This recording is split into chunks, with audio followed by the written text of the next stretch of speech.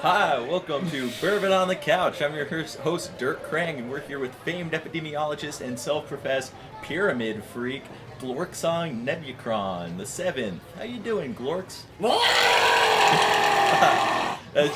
that's just great. Now, this is the 17th time you've been on my show. And you always just keep on coming back with more stories. What's your secret, Glorks? I keep traveling because the thing is never found. And what exactly is it are you looking for? The answer. The answer to what? How come all this shit keeps going into my brain? Mm-hmm. Okay, so, there's been the recent Astroman crisis. Should we destroy all Astroman Glorks? Give the people your thoughts. We're going to have to if we eventually get to the point where we transcend matter, Dirk. Mold. There's been some tabloid rumors about a giant colony of mold growing in your brain, subsuming you. What do you have to say about that? Mold is the cause of 95% of all modern disease. I'm no different than you. It's inside of all of us, Dirk. Really? Inside of me? Rotting you away, weakening every bit of your tissue. Always said I was special. You are.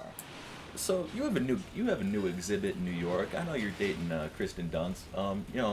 How's things going for you on that front? I know you're a world renowned celebrity. You got the paparazzi following you all the time. How do you stay above the stress and the craziness? Do you meditate?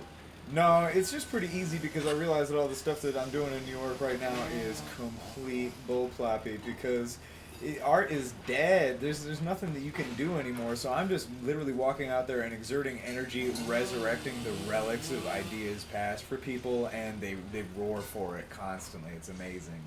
Interesting. There was a recent tabloid scandal involving you wearing the sewn together skins of the newborn. You have a comment for the press on that? What did you think they were going to go towards anyway? Just knitting together your blanket of comforts? The needs of the many don't outweigh the needs of me. Do you have any questions for me, Glorks? How long you been doing this, Dirk? I've seen tapes dating back to at least 1100 in either way. Well, 1100, I was living in the asteroid belt, and they have like a very robust cable network. When I moved to Earth, I've been doing this since 1983. It's amazing. Yeah, I remember my first episode. I was talking to the resurrected zombie corpse bride, Princess Diana. Basic cable? Basic cable. That's fantastic. Yeah, it was an open access show. We had a bit where we would get these kung fu masters, and they'd have to raise like this small child from birth, and at the end of the episode, the child would defeat the sensei. Each episode ran roughly like 16 years. That's amazing. Yeah. That's only been going on since 1983? Yeah.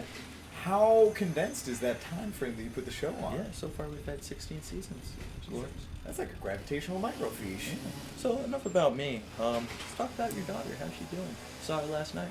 She's doing fantastically. She spoke very highly of you, by the way. Thank you for being a gentleman when it counted and not when that counted.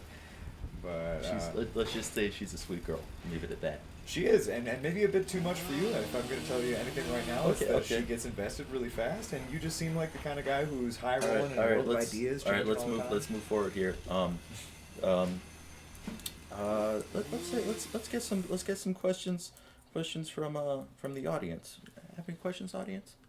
Why'd you leave me, Glax? It burns. Not a question. All right, look, enough with the audience format. Let's take this into space. I heard you have long-standing beef with the sun. What's with that? You ever gonna squash the beef? It started off with the moon. I mean, it was just sort of all the time like light when there shouldn't have been light. Clearly, it was in the minority at all times, hanging up there. And I was like, just get out. But then I realized, who funds the moon? Who funds the moon? The sun, dude. Just follow the money. I thought it was... okay, all right. One more question. What do you have to say to the local Wi-Fi network, Illuma Bugatti? Do you have any words for that local Wi-Fi network? Step up your network name game. Build why the science-fi is in our neighborhood. A precedent has been set. If you want to put yourself out there on this block, you got to really care about the goal. Well, shots fired. Hashtag shots fired. Am I right? You're right. Speaking of shots, how many AKs do you own? 8. 8 AKs. Wow, damn. So you're looking like Shiva over here. Yeah. Just blasting away. You know how much I spent on them? How? 8Ks. They're all gold plated. Oh, damn. So you have a new rap album coming out. I believe it's called That Mind Conquest / Murder Fantasy Mixtape 2015. Yeah. You have any words for the press? Any words for the fans? It's No, about you're the out there. conquest and myself of Bluntmaster Xantheon, the interdimensional traveling wizard who collects the greatest rappers of all time. He encounters me on Venus when I'm blasting people in bodegas with my mind-taking laser beam. And then we proceed to go and collect more and evade the intergalactic police. Well, that's just amazing. Thank you for being on our show, Glex. This is Bourbon on the Couch, Episode 3, the longest running syndicated teledrama talk show comedy action murder fest of this quadrant. Thanks for tuning in.